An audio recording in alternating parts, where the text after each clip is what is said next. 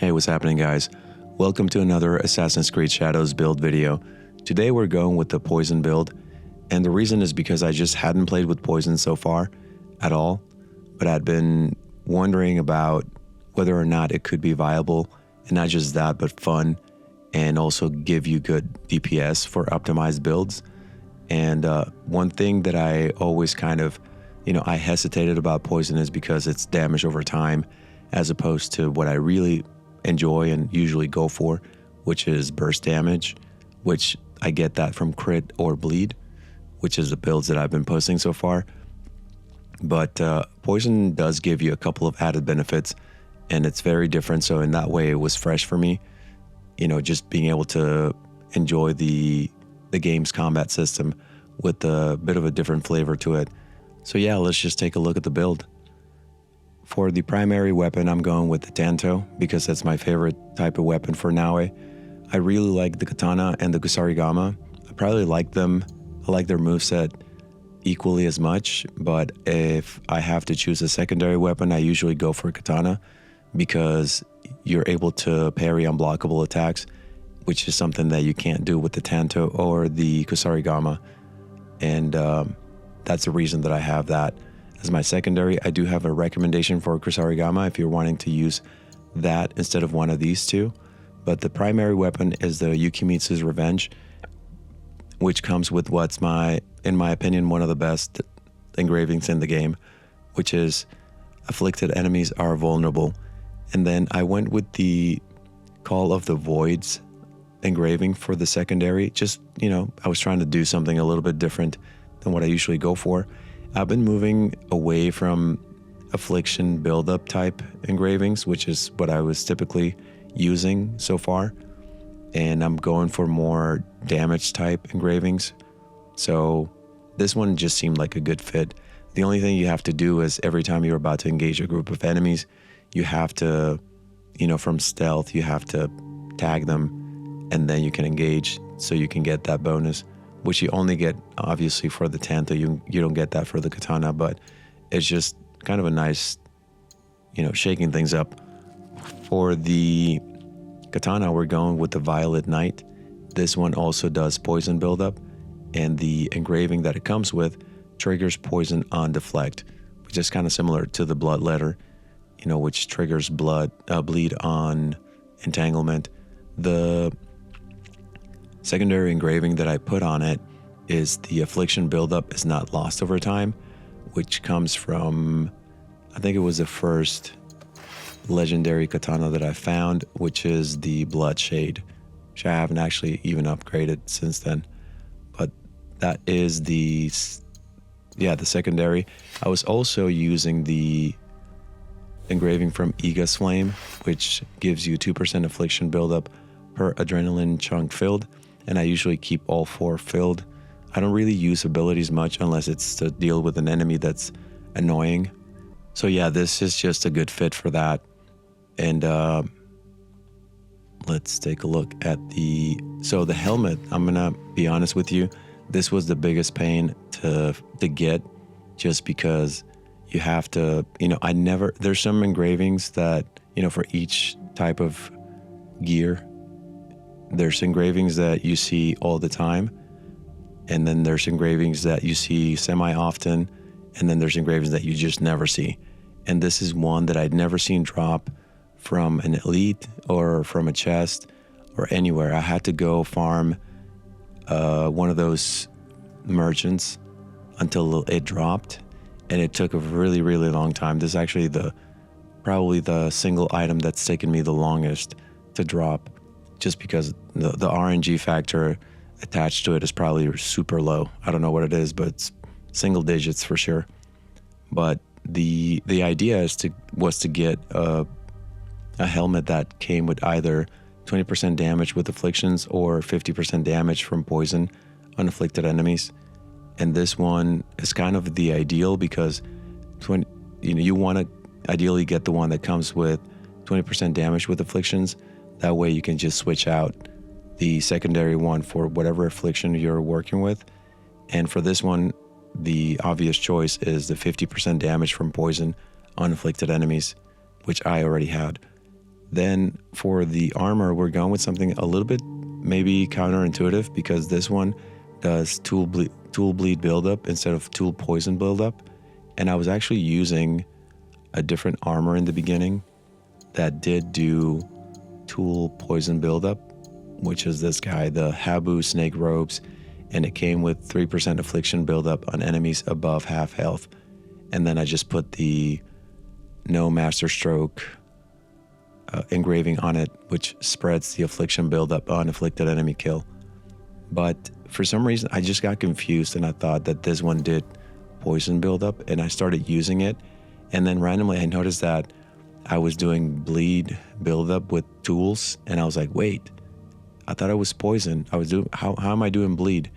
And so it just kind of, I had one of those just moments where I realized that what I had just done, but then it kind of worked, and I really liked it, you know, to be able to do 2 different types of affliction that are really different actually. One of them is burst and the other one is damage over time.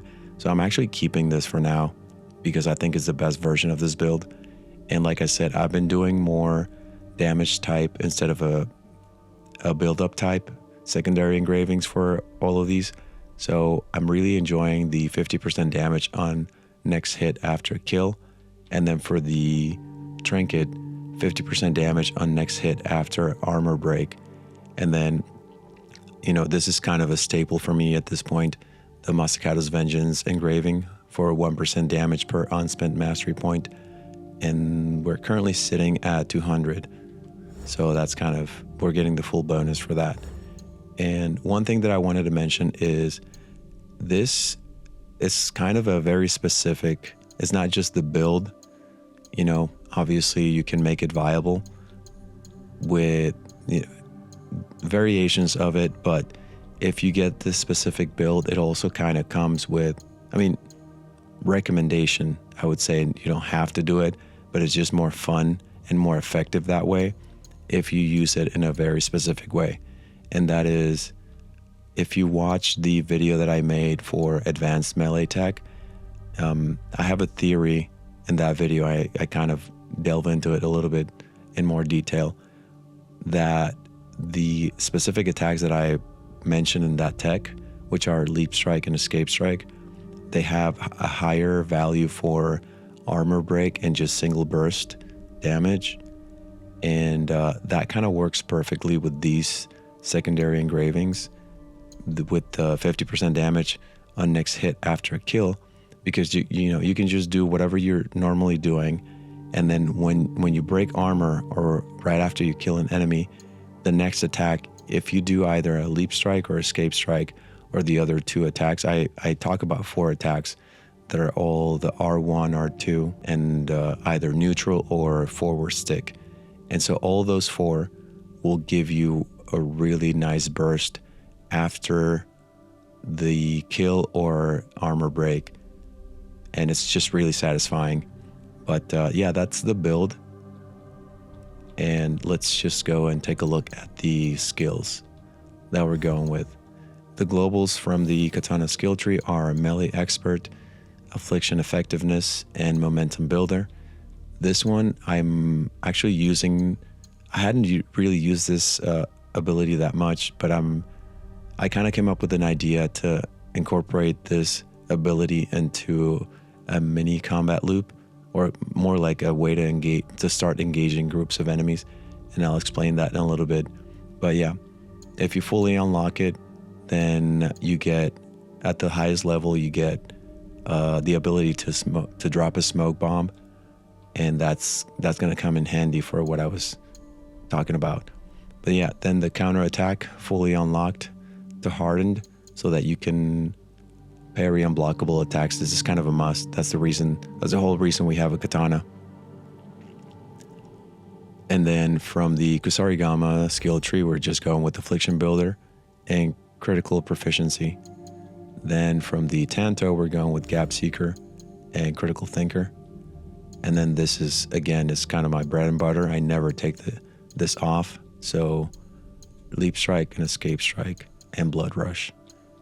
Then Shadow Piercer, fully unlocked, and this is again mainly to deal with annoying enemies, and backstab because we have the points, and this actually comes in handy so that you can get a free weak point attack if an enemy has their back turned against you.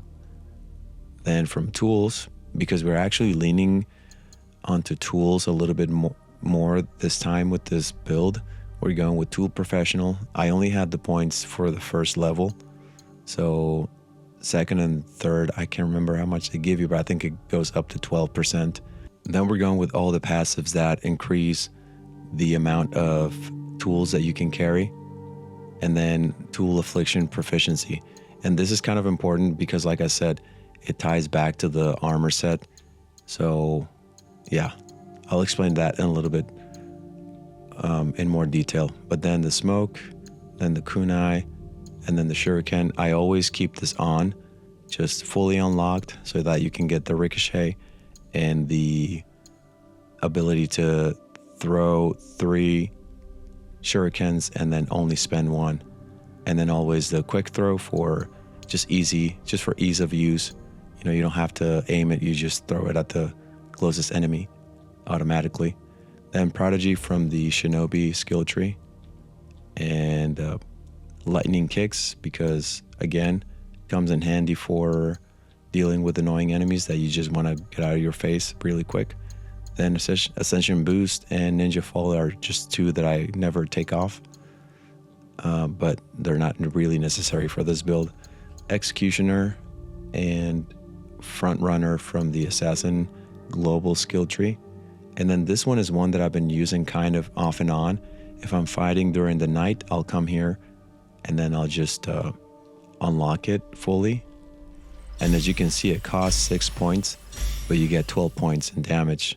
So it kind of makes up for it. And then when you're not using it, you just reimburse those points.